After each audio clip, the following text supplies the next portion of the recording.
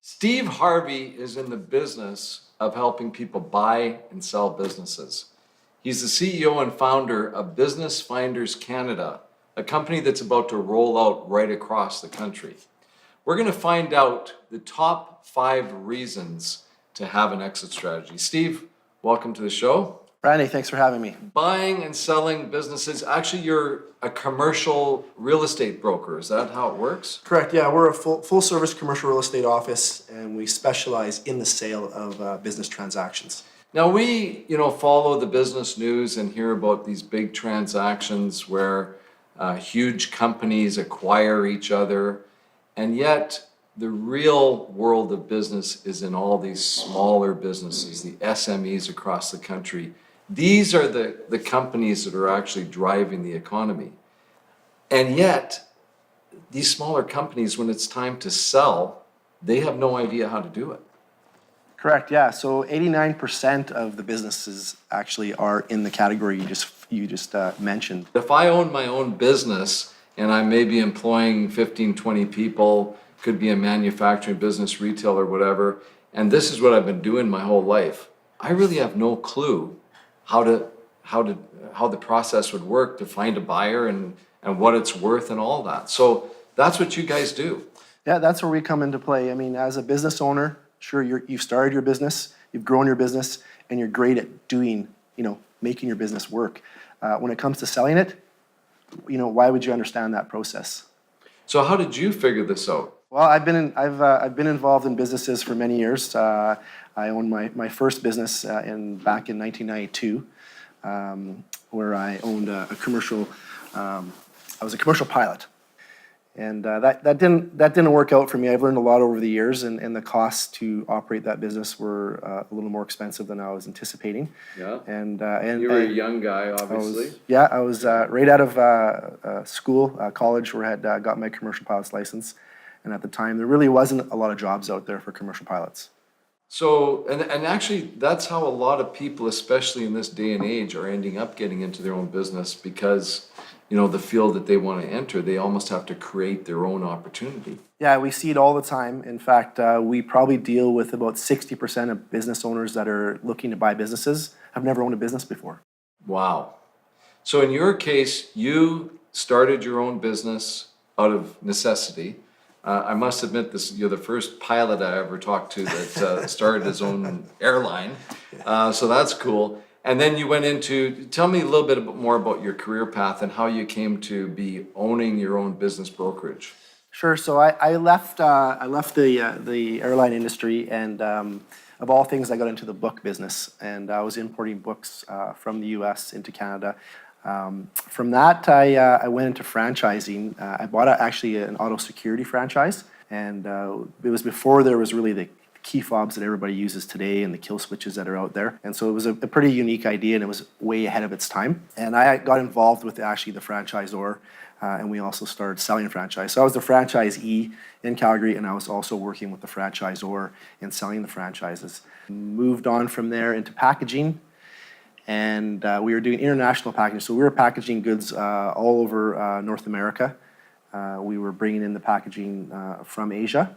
And so we were basically brokering the business of the packaging to North American clients.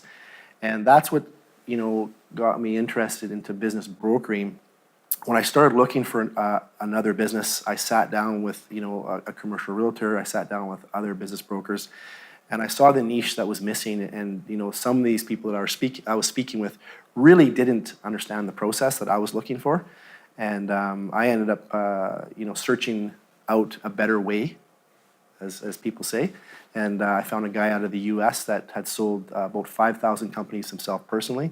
So he sold 5,000 of these smaller businesses. Yeah. Over his working 25 as a years. business broker. Yeah. Wow. So he was extremely knowledgeable in that side of things. And business brokering is quite large in the U.S. It's not as big in Canada. And so I took those concepts. I met with him, and we got along really well. There was no competitive issues. He was in the U.S. in the East Coast. I was in Canada on the West Coast, and Canadianized it. and threw in the confidentiality portion of it, as most business owners are, not wanting everybody to know that they're selling. Well, confidentiality is a huge part of it, because if I've got my business, I've got my employees, and I want to get out, how do I do that without causing alarm among the employees? And the key is confidentiality. You described, so your background was really a perfect setup to do what you're doing, because you're dealing with any kind of business. Right. And so you can relate to what the business owner is going through. So what are the top 5 reasons to have an exit strategy then? So you want to be able to maximize your value.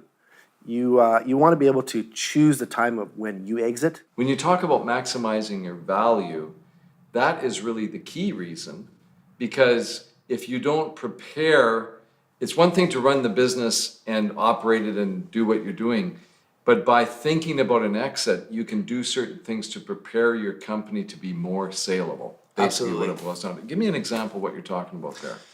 Well, you need to start preparing your financials way ahead of when you decide to sell. So, we recommend 2 to 4 years out as a minimum. The way you run your financials look very differently, for the tax man than they do when you're, ready to Right. set your business up for sale. You need to clean your books up. You need to have audited financials. You need to get your operations in place. Employees are another thing. You want to make sure you've got outstanding talent that works for your organization.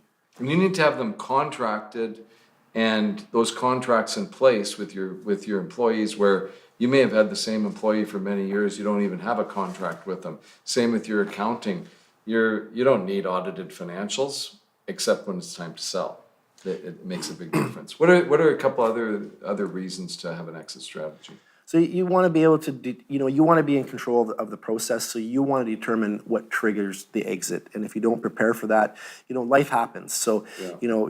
Of course, people think about wanting to sell, but you know what? Death happens, illness happens, divorce happens, corporate restructure happens. So you need to prepare and look in an advanced schedule of, those things you're not thinking about, but they could happen. So you should always be ready or be in a position to sell. And if you don't have your books in order and your staff in place and your business cleaned up. Steve Harvey, an expert in buying or selling a business. Thank you so much for being on the show today, Steve. Great. Real pleasure. Thank you very much. Up next on Biz One-on-One, personal finance author Grant Powell